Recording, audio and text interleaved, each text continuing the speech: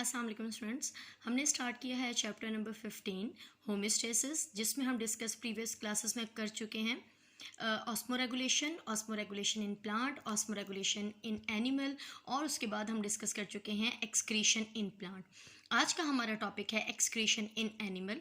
तो सबसे पहले हम ये देखते हैं कि व्हाट इज़ एक्सक्रीशन। तो ऐसा प्रोसेस जिसमें लिविंग ऑर्गेनिज्म में से जो मेटाबॉलिक वेस्ट है या जो ख़ास तौर पे नाइट्रोजनस वेस्ट होता है, उसी के रिमूवल को बॉडी से कहा जा रहा है एक्सक्रीशन। यानी कि डिफरेंट कंपाउंड जो हम फूड में इनटेक करते हैं, इंजेस्ट करते हैं, उनको तोड़ा जाता है, उनकी मेटाबॉलिज्म की जाती है, और उनके मेटाबॉलिज्म के नतीजे में जो नाइट्रोजनस वेस्ट होता है या जो नाइट्रोजन कंपाउंड्स होते हैं जो कि हमारी बॉडी के लिए हाईली टॉक्सिक है, उन्हीं के ही बॉडी से रिमूवल को कहा जा रहा है एक्सक्रीशन। हम पढ़ चुके हैं कि हमारे फूड के अंदर क्या क्या इंक्लूड है। हमारे फूड के अंदर इंक्लूड होता है कार्बोहाइड्रेट, लिपिड और प्रोटीन, जिसमें हमने ये पढ़ा है, प्लांट में ही हम पहले डिस्कस कर चुके हैं कि कार्बोहाइड्रेट और लिपिड को तोड़ने से क्या अराइज होता है कार्बन, हाइड्रोजन और ऑक्सीजन। यानी कि उन दोनों ही कंपाउंड में कोई भी नाइट्रोजनस कंपाउंड नहीं है या नाइट्रोजन का कोई भी क्वांटिटी मौजूद नहीं है। जबकि जब हम देखते हैं कि प्रोटीन को तोड़ते हैं, तो प्रोटीन को तोड़ने से क्या अराइज होता है अमाइनो एसिड, और हमारी बॉडी के अंदर जो पहले से ही मौजूद है न्यूक्लिक एसिड। जब हम न्यूक्लिक एसिड को तोड़ते हैं, जब इनकी मेटाबॉलिज्म होती है, तो अराइज होती है नाइट्रोजनस बेसिस। अब अमाइनो एसिड में भी अमाइनो ग्रुप मौजूद है और नाइट्रोजनस बेसिस में भी अमाइनो ग्रुप मौजूद है। यही वो कंपाउंड है जो क्या रखता है अपने पास रखता है क्वांटिटी नाइट्रोजन की। इसी के ही रिमूवल को या इसी की किसी न किसी फॉर्म के रिमूवल को कहा जा रहा है एक्सक्रीशन। लेकिन जब कोई भी प्रोटीन या न्यूक्लिक एसिड जब टूटता है और उसमें से जब अमाइनो ग्रुप को रिलीज किया जाता है, तो इसी के रिमूवल को कहा जाता है डीएमिनेशन। बेटा ये एक बहुत ही इंपॉर्टेंट शॉर्ट क्वेश्चन है इस टॉपिक का कि व्हाट इज़ डीएमिनेशन। डीएमिनेशन ऐसा प्रोसेस जिसमें जब प्रोटीन और न्यूक्लिक एसिड को तोड़ा जाता है, इसमें से क्या अराइज होता है, प्रोटीन से अराइज होता है अमाइनो एसिड, और न्यूक्लिक एसिड से अराइज होता है नाइट्रोजनस बेसिस। जब अमाइनो एसिड और नाइट्रोजनस बेसिस को मज़ीद तोड़ा जाता है, जब इनकी मज़ीद मेटाबॉलिज्म की जाती है, तो उसमें से अराइज होता है अमाइनो ग्रुप।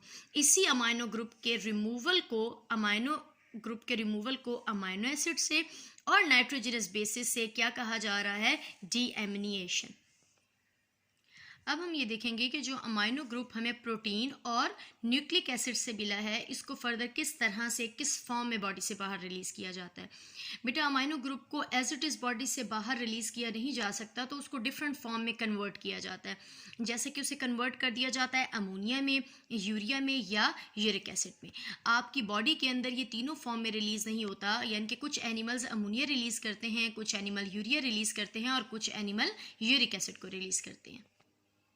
तो अब हमने ये समझना है कि कौन से एनिमल अमोनिया को रिलीज़ करते हैं, कौन से एनिमल यूरिया को रिलीज़ करते हैं, और कौन से एनिमल यूरिक एसिड को रिलीज़ करते हैं। तो एक क्विक सा हम रिवाइज करेंगे इस लेक्चर को कि एक्सक्रीशन इन एनिमल, मेटाबॉलिज्म यानी कि नाइट्रोजनस वेस्ट का बॉडी से बाहर रिलीज़ होना कहलाता है एक्सक्रीशन। हम वो नाइट्रोजन लेते किस फॉर्म में हैं, हम वो नाइट्रोजन सिर्फ दो कंपाउंड से लेते हैं, नंबर 1 प्रोटीन से, नंबर 2 न्यूक्लिक एसिड से। जब हम प्रोटीन और न्यूक्लिक एसिड की मेटाबॉलिज्म करते हैं, तो उसमें से अराइज होता है अमाइनो ग्रुप, उसमें से रिलीज होता है अमाइनो ग्रुप।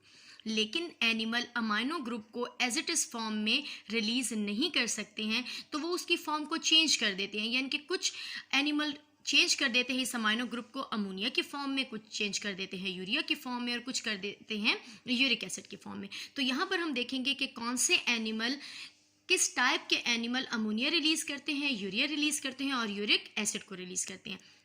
बेटा ऐसे एनिमल जिनके पास बहुत ही ज़्यादा अवेलेबिलिटी है वाटर की, यानी कि जिनके पास एक्सेस वाटर है, वो हमेशा रिलीज़ करेंगे अमोनिया। तो यहाँ पर ये क्लियर हो जाता है कि बॉडी से अमोनिया को बाहर भेजने के लिए बहुत ही लार्ज अमाउंट में वाटर की क्वांटिटी की ज़रूरत होती है।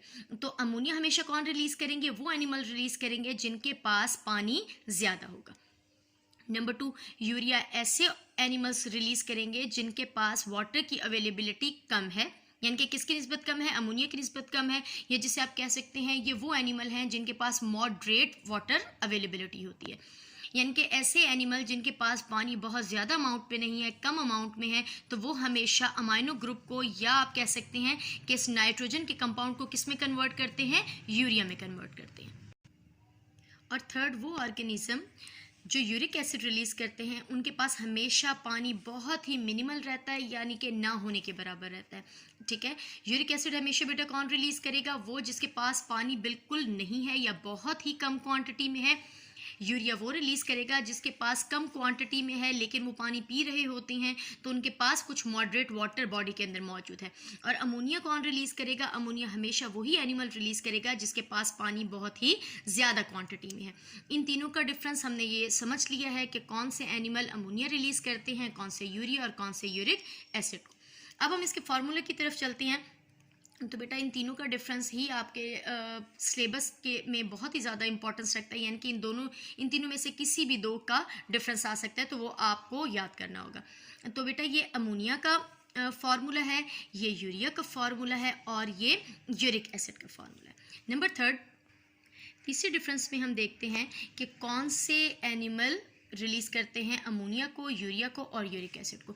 तो वो ऑर्गेनिज्म, वो एनिमल जो अमोनिया को रिलीज़ करते हैं वो है एक्वेटिक फिशेस। बेटा आप लोगों को पता है कि एक्वेटिक फिशेस यानी कि फ्रेश वाटर फिशेस, उनके पास बहुत ही ज़्यादा क्वांटिटी है, वो हाइपोटोनिक इन्वायरमेंट में है, तो उनके पास पानी बहुत ही ज़्यादा है। जब पानी ज़्यादा है तो वो किसको रिलीज़ करती हैं? अमोनिया को रिलीज़ करती है। नंबर टू, वो एनिमल्स जो यूरिया को रिलीज़ करते हैं उनमें इंक्लूड है मैमल्स, बोनी फिशेस आप पढ़कर आ चुके हैं, ये भी मैरीन में होती हैं, लेकिन ये इन्हें पानी को कंज्यूम करना पड़ता है, इसलिए ये रिलीज़ करती हैं urea. Number third, shark, amphibian. और वो एनिमल्स जो कि रिलीज़ करते हैं यूरिक एसिड को वो हैं बर्ड्स, इंसेक्ट्स, स्नेल और रेप्टाइल। बेटा डिपेंड करता है कि वाटर अवेलेबिलिटी कितनी है। अगर पानी बहुत ही ज़्यादा लार्ज अमाउंट में है तो एनिमल रिलीज़ करेगा अमोनिया, यानी कि सिंपल लफ्ज़ों में अमोनिया को बॉडी से बाहर रिलीज़ करने के लिए बहुत ही ज़्यादा पानी ज़रूरी है। नंबर टू, वो एनिमल जिनके पास बॉडी के अंदर पानी मॉडरेट है या कम है वो रिलीज़ करेंगे यूरिया, यानी कि यूरिया को बॉडी से बाहर रिलीज़ करने के लिए इतना ज़्यादा पानी रिक्वायर्ड नहीं होता। नंबर थर्ड, वो एनिमल जिनके पास पानी ना होने के बराबर है, उनकी बॉडी के अंदर पहले ही पानी की कमी है, तो वो हमेशा रिलीज़ करेंगे यूरिक एसिड को, यानी कि यूरिक एसिड को बॉडी से बाहर रिलीज़ करने के लिए बहुत ही मिनिमम अमाउंट में वाटर रिक्वायर्ड होती है, वाटर रिक्वायर्ड होता है। अच्छा जी, यहाँ पर आपको ये थोड़ा सा मैं यहाँ पर समझाती चलूँ कि यहाँ पर मैंने दो एरो लगाए हैं। एक एरो जो कि जा रहा है यहाँ से लेफ़्ट साइड से राइट की तरफ, यानी कि अमोनिया, यूरिया और यूरिक एसिड, और दूसरा जा रहा है इसी के रिवर्स में यूरिक एसिड, यूरिया और अमोनिया। अब यहीं से ही ये दो पॉइंट है जो कि आपने बहुत ज़्यादा अच्छे तरीके से समझने होंगे। जैसा कि अगर आप जाते हैं अमोनिया से यूरिक एसिड की तरफ तो पानी की रिक्वायरमेंट कम है, यानी कि अमोनिया में सबसे ज़्यादा है, यूरिया में फिर रिलीज़ करने के लिए कम है और यूरिक एसिड में बिल्कुल कम है। लेकिन अमोनिया बनाने के लिए बॉडी को एनर्जी कम चाहिए, यूरिया बनाने के लिए ज़्यादा चाहिए और यूरिक एसिड बनाने के लिए बहुत ही ज़्यादा एनर्जी चाहिए। सेकंड एरो देखें जो कि जा रहा है यूरिक एसिड से अमोनिया की तरफ, यहाँ पानी ज़्यादा होता जाएगा, यानी कि यूरिक एसिड में पानी सबसे कम रिक्वायर्ड है, यूरिया में फिर उससे ज़्यादा रिक्वायर्ड है और अमोनिया में सबसे ज़्यादा रिक्वायर्ड है, जबकि एनर्जी उतनी ही कम रिलीज़ होगी। यानी कि अमोनिया बनाने के लिए यानी कि यूरिक एसिड बनाने के लिए बहुत ही ज़्यादा एनर्जी की रिक्वायरमेंट है, फिर यूरिया बनाने के लिए उससे कम है और अमोनिया बनाने के लिए उससे भी कम है।